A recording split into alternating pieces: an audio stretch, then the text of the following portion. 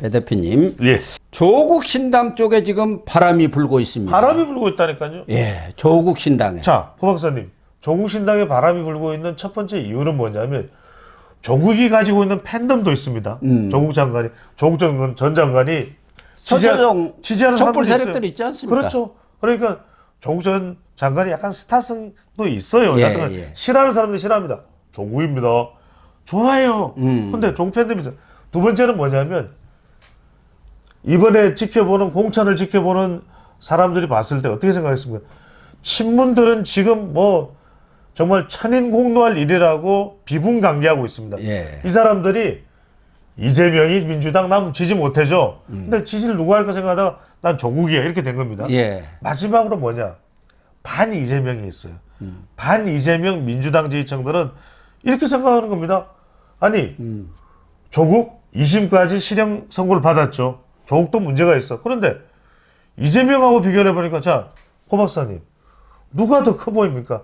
조국 재심까지 2심까지 실형 2년을 선고받았고 이제 대법원 판결 나고 지금 아직 선고가 안 났지만 이재명 대표는 공직선거법 위반, 대장동, 백현동, 성남FC, 쌍방울 대북송금, 검사사칭 아니 이런 걸 이야기 듣다 비교를 해보니까 조국은 오히려 뭐 가볍네? 아무것도 아닌 세 발이 피가 돼버린 거예요. 그러니까 조국 쪽으로 지금 온다니까요. 그래서 지금 여기 제 3지대 24%라든가 호남에서 이 무당층 26% 이게 거기에 조국이 지금 포함되어 있는 거예요. 조국이에요. 조국 혁신당을 뽑아서 이 갤럽에서 조사를 안 해서 그렇지 그 그럼요. 속에 들어있는데 그것을 알 수 있는 게 한국 리서치가 얼마 전에 조사한 걸 보면은 예. 호남에서 그런 비례대표 이걸 보면은 이 조국 혁신당이 14%가 나와버렸습니다. 14%. 아직 시작도 안 했는데. 예. 조국 혁신당도 이제 3일 날 창당이 되지 않습니까? 그러면 이제 한국 갤럽에도 보기에 들어갑니다. 그런데 14%라고요? 예, 호남에서는. 호남에서는.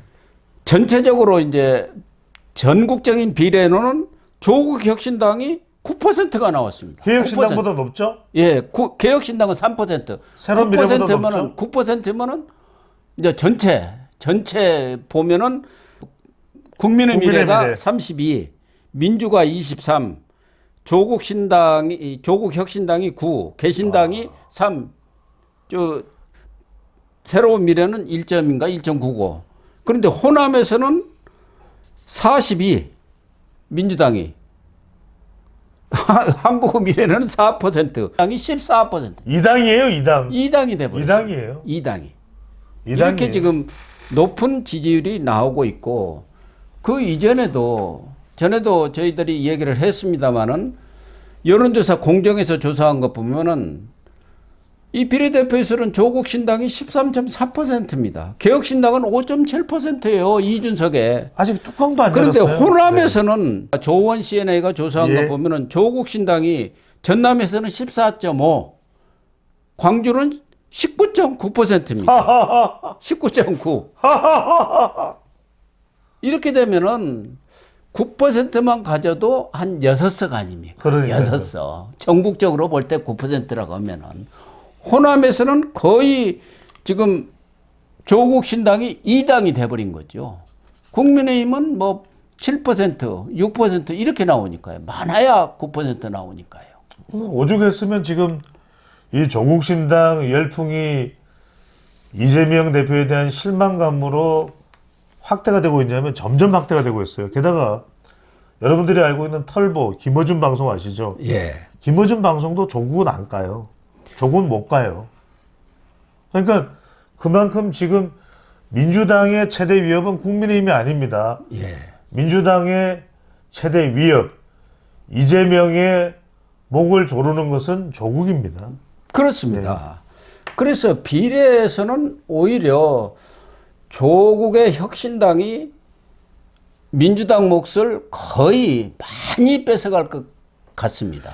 2016년에요. 비례투표는 국민의당이 더불어민주당보다 더 앞섰습니다. 그렇죠. 그런 현상이 나타나지 말란 법이 없어요. 예. 그러니까 지역구는 그때도 국민의당이 후보자가 없어서 못 이기는 거지.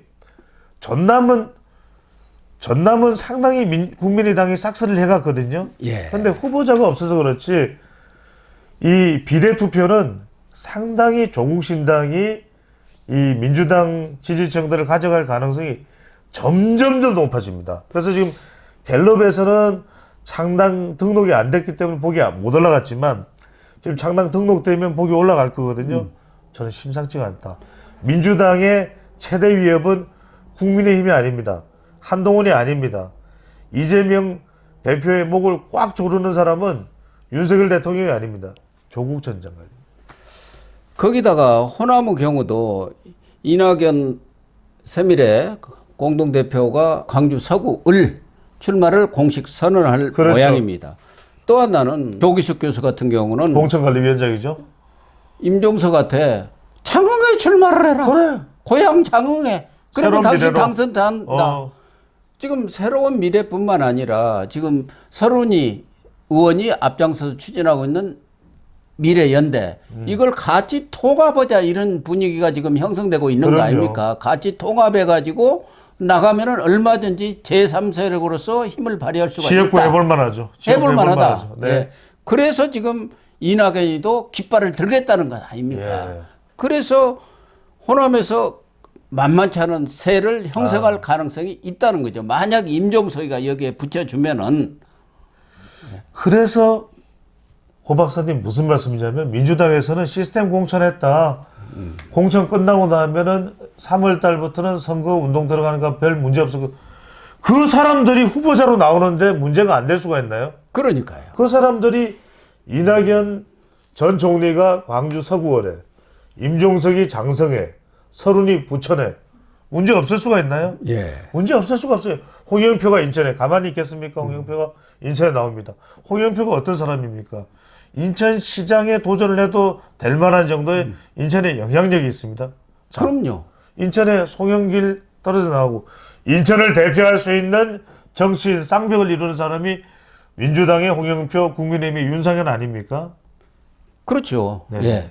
그러니까 호남도 서른이가 중간에 들어서서 서른은 뭐 부천에 나가는 겁니다만은 이낙연과 임종석이 딱 호남에 출마를 하면은 호남 분위기가 완전히 바뀔 수가 그렇죠. 있습니다. 예, 그렇게 되면은 호남이 민주당 그리고 조국 혁신당 그리고 이낙연과 임종석의 민주연대 이렇게 3분의 먹을 가능성이 있습니다. 맞습니다. 예. 새로운 미래보다는 그 이름도 뭐 희마리도 없고 그러니까 민주연대 이게 좋을 것 같아요. 민연이죠. 민주연대로. 민연당이죠. 됩니다. 그러니까 이낙연이가 이미 얘기했잖아. 당명도 바꿔도 좋다. 바꿔야 된다. 그리고 당 대표도 나는 물러나겠다. 당신들이 와서 해라. 홍영표가 해도 되고 뭐 임종석이 해도 되고 그렇게 하라고 했지 않습니까? 그럼요. 민주자를 붙여야 해요. 민주연합, 민주연대, 민주자가 그래서 들어가야 됩니다. 네. 이 배종찬 대표가 이야기한 민주당 위기는 호남에서 시작되는 겁니다. 그럼요. 예. 호남이 위기가 시작이 되면 수도권으로 바람이 불게 돼 있어. 수도권에 호남 사람이 30% 40%를 점하고 있죠. 40%예요. 다 올라와 있어요. 예. 다 올라와 있어요. 제가 아까 말씀드렸잖아요.